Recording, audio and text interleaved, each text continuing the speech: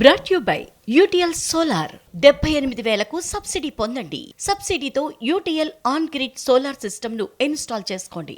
ఒక బ్రేకింగ్ అందుతోంది. కేటీఆర్ కు మరోసారి ఏసీబీ నోటీసులు ఇచ్చింది. ఈ నెల 9న విచారణకు హాజరు కావాలని ఆ నోటీసుల్లో పేర్కొన్నారు. ఈ ఉదయం ఏసీబీ ఆఫీస్కి వెళ్లి వెనుదిరిగారు కేటీఆర్.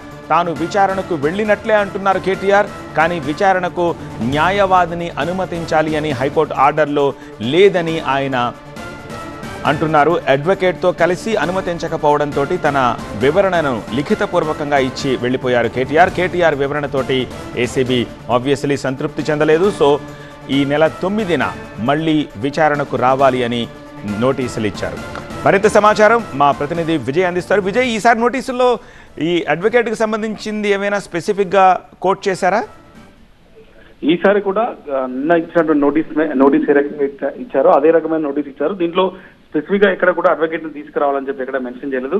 క్యాజువల్ గా నిన్న ఇచ్చిన నోటీస్ ఏదైతే ఉందో దానిలో కానీ దీనిలో కొన్ని పర్టికులర్స్ ఇచ్చారు. ఎందుకంటే క్రిమినల్ ప్రొసీజరింగ్ లో ఏసీబీ కేసులో ఎప్పుడు కూడా అడ్వకేట్ అసిస్టెన్స్ అనేది కోర్టు ఇస్తే తప్ప ఎప్పుడు కూడా ఏసీబీ కావచ్చు ఇన్వెస్టిగేషన్ ఆఫీసర్స్ ఎవరు కూడా అలో చేయరు. పర్టికులర్ గా కోర్టు ఆర్డర్ లో ఇన్వెస్టిగేషన్ ఏదైనా కూడా అడ్వకేట్ అసిస్టెన్స్ జరగాలన్నని ఆర్డర్ లో ఉన్నప్పుడు మాత్రమే అడ్వకేట్ ని ఆలోచిస్తారు. ఇప్పుడు ఇచ్చిన నోటీస్ లో కొన్ని పర్టికులర్స్ రాశారు. ఈ ఫార్ములా ఈనీస్ కేసుకు సంబంధించి ట్రాన్సాక్షన్స్ ఏవైతే జరిగాయో, ఎవరి ఆదేశాల మీద జరిగాయి, మీరు ఎంఏయుడి మినిస్టర్ గా ఉన్న సమయంలో తీసుకున్నటువంటి డెసిషన్స్, మినిట్స్ ఆఫ్ రికార్డ్స్, దాంతోపాటు హెచ్ఎండిఏ కాంపిటేటివ్ అథారిటీ చైర్మన్ గా ఉన్నానని చెప్తున్నారు. కాబట్టి ఆ ట్రాన్సాక్షన్స్ జరగడానికి గల రీజన్ మీరు ఇచ్చిన ఆర్డర్స్ ఏవైతే ఉన్నాయో ఆ కాపీస్ తో పాటుగా ఉన్న ఎవిడెన్స్ కొంత ఇన్వెస్టిగేషన్ కి ఉపయోగపడే ఎవిడెన్స్ అడిగారు. ఎందుకంటే కేటీఆర్ ఈ రోజు ఇచ్చిన రిప్లైలో స్పెసిఫిక్ ఇన్సిడెంట్ కావచ్చు, లేకుంటే స్పెసిఫిక్ సమాచారం ఏది కూడా అడగలేదని చెప్పిన నేపథ్యంలో ఇప్పుడు ప్రస్తుతానికైతే ఈ రకమైనటువంటి నోటీసులు ఇచ్చారు. ఈ నోటీసులో చాలా స్పష్టంగా చెప్పారు, కొన్ని సాక్ష్యాలు, కొన్ని డాక్యుమెంట్లతో విచారణకు హాజరు కావాలి. జనవరి 9వ తేదీన విచారణకు ఉదయం 10 గంటలకు హాజరు కావాలని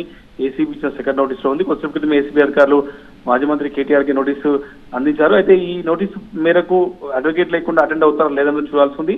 మళ్ళీ సేమ్ సీన్ రిపీట్ అవుతుందా లేదా అన్నది 9th తెలిసే అవకాశం ఉంది.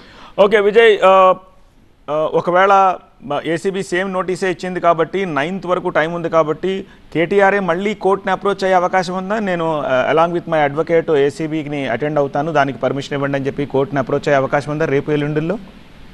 కోర్టు ప్రొసీడింగ్స్ లో భాగంగా ఇన్వెస్టిగేషన్ కి సంబంధించి కావచ్చు, లేకపోతే ఎంటైర్ కేసుకు సంబంధించినటువంటి ఎఫ్ఐఆర్ ని క్లాస్ చేయాలన్న జడ్జిమెంట్ పెండింగ్ లో ఉంది. తీర్పు రిజర్వ్ లో ఉంది కాబట్టి కేటీఆర్ కోర్టుకు వెళ్లే ఛాన్స్ లేదు. కేవలమైనా విచారణకు హాజరు కావాలా లేదా, ఒకవేళ ఏసీబీఏ కోర్టుకు వెళ్లే ఛాన్స్ కనిపిస్తుంది. ఆయన ఇన్వెస్టిగేషన్ కోఆపరేట్ చేయట్లేదు, అడ్వకేట్ సమక్షంలో విచారణ అడుగుతున్నారు, అది ఎక్కడ కూడా కోర్టు ఆర్డర్ లో లేదని చెప్పి ఏసీబీ వెళ్లే అవకాశం ఉంది. కానీ ఏసీబీ కోర్టుకు వెళ్లకుండా సెకండ్ ఛాన్స్ కింద ఆయనకు నోటీస్ ఇచ్చింది కాబట్టి ఆ నోటీస్ ని యాక్సెప్ట్ చేసి ఆయన వస్తారా లేదన్నది పాయింట్. ఆ తర్వాతనే ఏసీబీ ఒక స్టెప్ తీసుకునే అవకాశం ఉంది. ఆ లోపు కోర్టు మాత్రం 9th లోపు జడ్జిమెంట్ ఇచ్చే అవకాశం లేదు. సంక్రాంతి సెలవుల తర్వాతనే కేటీఆర్ పిటిషన్ పైన జడ్జిమెంట్ వచ్చే ఛాన్స్ ఉంది. రైట్ విజయ్.